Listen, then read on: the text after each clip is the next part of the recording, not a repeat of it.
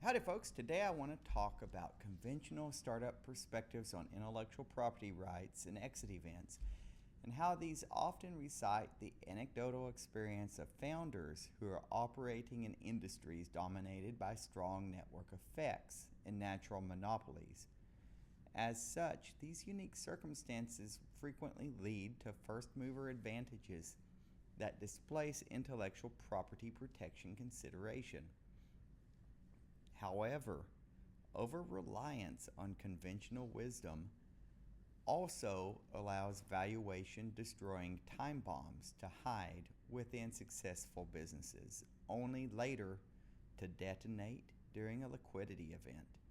For instance, as the buyer or investor counsel begins to do due diligence, these issues come to light.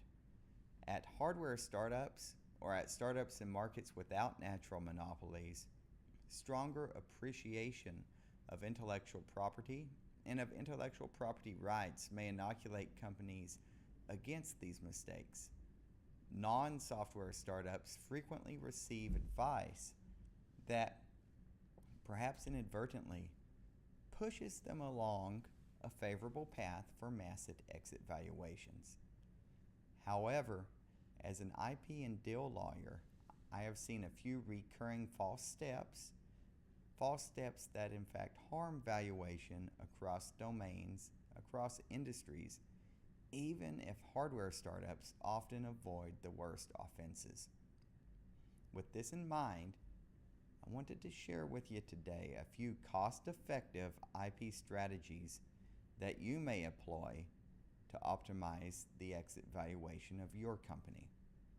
So the first one, use advanced patent strategies to preserve rights and keep doors open. Here's what I mean. Beta testing activity. Beta testing activity often triggers patent filing deadlines that cannot be unwound.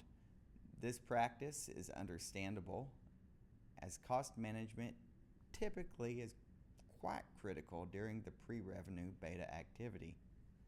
However, startups should consider using provisional patent applications and then later follow up with a PCT or a patent cooperation treaty patent application. By doing this, you defer patent costs when you're pre-revenue, and by deferring these costs, you can also avoid the negative effects that missing the critical patent deadlines will have if the beta proves to be successful, yet minimizing your spend until you know the answer to that question of success. Filing cheap provisional patent applications early and often, then combining them together in tranches within a fewer number of PCT applications is one strategy that will allow startups to defer the expensive back and forth prosecution part of patenting. And you can defer it for a pretty long time, for as long as 30 or 31 months from the time of the initial provisional patent application filing. By doing this, your goal is to allow the product to mature sufficiently so that you can focus only on that IP that's going to spur revenue. Companies following this strategy typically obtain fewer but higher quality patents, and they often see better value because fewer good patents often cost less than many low quality patents. As you think about this strategy, you also may appreciate that this strategy will maximize the flexibility you're seeking. For instance, if an acquirer, an investor, or an early customer takes the product in a new direction, you need to be able to adapt your patent coverage accordingly. It can be worse to obtain patents that cover a product the market or investors no longer want. It can be worse to do that than to obtain no patents at all. So this strategy uses legal and procedural tools to manage the patent timeline and then to facilitate these later stage pivots. Okay, here's another thing to think about. Audit your early prototyping activity and ensure that everyone involved signs an assignment of rights. So many deals have been stymied by an early independent contractor who perhaps signed an NDA, a non-disclosure form that a founder found online. But This found form omitted an assignment of rights clause. In addition, your critical early vendors will become more important to the success of your product than many times you initially appreciated. These vendors have agreements that may include certain deal-killing clauses. For instance, consider a hosting provider. Your hosting provider may have a non-assignment clause that limits future stock or asset sale transactions. You should find out if you have such agreements, and you should find out right now, not on the eve of a huge exit event. Here's another risk to consider. What about your freelance contractors? These guys are a huge vector of copyright issues. Contractors, including or particularly contractors in different countries, enjoy different moral or copyright rights associated with their art or their code. Freelancers may utilize libraries, or they may utilize code that contains difficult associated license terms. Sometimes surprise open source code will creep in with copyleft terms. This has sunk a whole lot of deals. I've worked with hosting providers to shut down some very big websites on behalf of clients who later discovered that a rogue freelancer copied some code or copied some art from a competitor in secret. You really don't want your acquirer or your investor to make this discovery, and you don't want them to make it before you do. In fact, with proper upfront disclosure, it's very possible that a friendly investor can help fund your efforts to refactor this code base. In a related note, very often startups employ or contract with students. Now, students are also a large vector of licensing issues. Each university has its own set of agreements that govern student intellectual property rights. Now, these agreements can vary from one university to another. In some instances, a university may have a claim to intellectual property that was developed with campus resources, campus labs, campus computer equipment, or software. So be very careful of the work habits and the digital hygiene of university students involved with your startup. One thing you might do in this situation is to ask IP counsel to provide some free training for your employees and your contractors, your students, training on best IP practices, and to help develop what we call an IP disclosure program. This is something that you can use to document the provenance of different intellectual contributions to your project.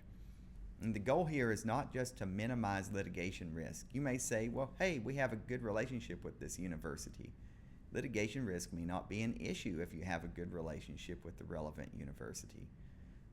But you also want to minimize those unpleasant questions from due diligence counsel who may be looking for a reason to bump your valuation down at exit. Okay, here's another one. This is a little unique, but have you thought about your UX? A distinctive UX is really a goldmine of design patent, copyright, trademark protection. Many of the scammy hanger-on apps in the app stores could be culled with a single demand letter if you develop a UX protection strategy. Now, this strategy is in addition to protecting your underlying technology. If you consult with an IP lawyer who has broad cross-domain experience beyond just patents, this lawyer can counsel you on whether a design patent application might work. Maybe you need to file a copyright application for on-screen artwork. Maybe you just rely on potentially free and common law trade dress rights. These are all appropriate tools to protect a UX. If there's a way that you can raise a DMCA claim, a Digital Millennium Copyright Act claim, in a demand letter, you should consider doing this. These receive really quick responses from the app stores. These will knock those hanger-on apps out. Finally, avoid playing amateur lawyer. And I'll give you a personal anecdote here. I'm a former electrical engineer and an embedded C programmer. I have some old school experience with analog RF circuits. And this gave me a bit of an unhealthy attitude about business and the complexity of business when I was inexperienced in business. Figured I'm an engineer, I can handle this. That didn't make me very good at getting deals done. Being an IP and deal lawyer who's done a lot of deals made me good at getting deals done. And it's unfortunate, but I meet a lot of founders who haven't learned this lesson yet. Sometimes I meet them when I'm advising an investor, and I'm advising that investor to walk away from a deal. It's very sad for everybody involved. Success in building a good product and success in closing a great deal are not the same thing. So hire somebody who's done a lot of deals, have them represent your startup, and have them get your deal over the finish line. Okay, I said that was my last point, but there's one more thing I want you to think about. You can always ask an IP lawyer to do a flat rate IP audit if a liquidity event is coming up. What they'll do is identify, document, and resolve every issue that might arise with these topics before the buyer's counsel discovers it. And that way you can avoid these valuation burning surprises. And I tell you, there's a lot of little oopses that become big deals when word gets out later that a big payday is on the horizon. For instance, suddenly necessary signatures from long ago project contributors that have left some time back require just a little more than a polite request. And investors and acquirers are not in the business of buying autographs, particularly on the eve of a closing. How about those nasty gram letters you get sometimes? You get unfounded threat letters from troll lawyers. You usually throw them away. They might relate to an image or something on your website. Don't do that. Discuss these with your own counsel, not because you want to feed the trolls, but because you want to answer no when the buyer's counsel asks you if there's any litigation or any threat of pending litigation.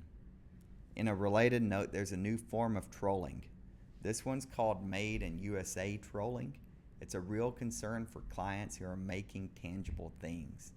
What happens with this type of troll activity is that troll lawyers will accuse companies of falsely marking the origin of products.